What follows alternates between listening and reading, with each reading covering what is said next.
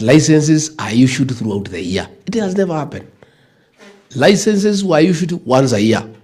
Once. And it was a serious affair. People were given 2 or 3 weeks to apply. Vetting takes another 2 weeks. The licenses are issued, and there was a mechanism for appeal. Chapter closed. Those licenses, they work for the whole year. We must go back to that, because that is a problem we are having.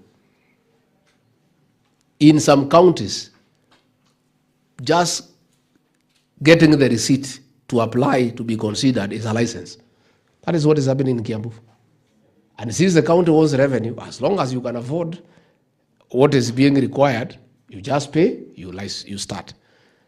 Receipts cannot be a license. A receipt is an application for consideration. So you people must come out with a law that clearly spells out the mechanism of issuing a license. And that liquor license in court, it must be vetted by the county assemblies. Watch our end vetting. So that we have men and women of integrity. Again, you must create a mechanism of impeaching them. And you must lower the threshold. Let it not be 2/3. Equal 50+1, simple majority. So that if people become rogue, the assembly can remove them. And I don't think there is any assembly in Kenya will allow a rogue liquor licensing code, because MCAs are elected people. And they know what our women are saying. They know what our people are saying. I believe the county assembly, given the power to vet and approve members of the legal licensing code, they will give us a good team. That I have no doubt. Because these are elected leaders. But let us bring in all the security agencies in that court. Let us bring in public health. Let us bring NACADA. Let us bring administration. Let us bring police and other people of integrity, and you point out those people. Let's have people, the religious leaders, Nini. You define a good court. It can be big, but make it very powerful. Make it very powerful.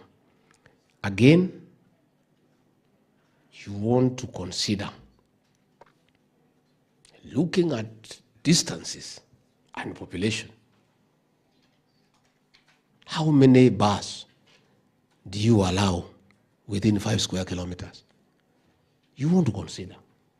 This thing of having every building is a bar, it's not, surely. It cannot work. That's something you need to look at. You need to look at the wines and spirits. Those are the most notorious. You want to ask yourself, why do you want wines and spirits that are selling intoxicating products? Do you want to allow them to operate throughout? Why don't you regulate them? Why don't they open for a few hours after work? Why do you want them to sell from morning? Because these are the people selling people sachets. They are the ones who are selling this to our school children. And you must also come up with a very heavy penalty for anybody caught selling alcohol and those things to school-going children and minors. Very heavy penalty. So that ukiamua kuuzia mtoto wa shule, you know what it means. It must be very heavy. You also may want to consider, why do you want to allow people to come from other counties with the vehicles to sell poison to your people? Why don't you consider that anybody who wants to sell those things must have a depot within the county so that they can be regulated? And also come up with very heavy regulations on how a depot can operate. And for heaven's sake, don't allow depots everywhere.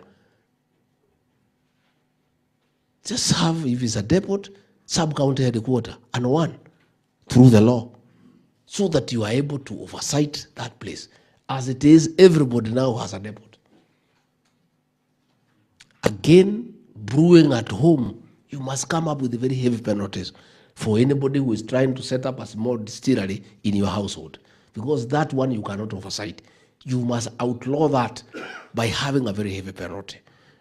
But there are so many ideas that you have. That is just what is going through my mind. that if we can be tough and make it next to impossible for people to sell illicit alcohol through the law, you will help our people. So that those who will sell are those who are selling the right thing. Again, you want to consider all these things that are there, Kobero, Nini. You really want to create a law to outlaw them, because you know why they are going there. There is no law to regulate them. You know them. There is nothing wrong with you being specific. All those substances, you outlaw them and you put very heavy penalties, very heavy, so that somebody akisikia ni kuuza hiyo kitu, yeah, akisikia ni 1,100 fine, he thinks twice. So you people have a job to do, and I'm sure you know what you need to do. Ours is to support you. Again, you want to consider about business of ethanol in your counties. Yeah. Legislate. Cushion your people from bad things. Kanyoko. Hakuna pahali mtapelekwa. Mseme hii kwetu, hapana. Hii kwetu, hapana. But again, we said, let's have a uniform law in the 5 counties, so that mtu asitoroke Kiambu akuja kuuza kitu yake Murang'a. And tukimaliza hii, we are coming to Laikipia and Nakuru.